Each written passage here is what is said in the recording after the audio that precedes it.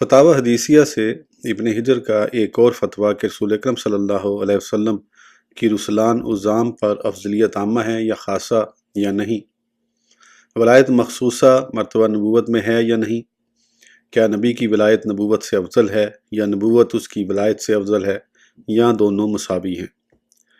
کیا آپ نے بعثت سے قبل یا بعد کسی نبی کی شریعت کے موافق عبادت کی یا نہیں، کیا آپ ملائکہ سمیت تمام مخلوق کے لیے مبعوث ہوئے یا ثقلین جن و انس کی طرف،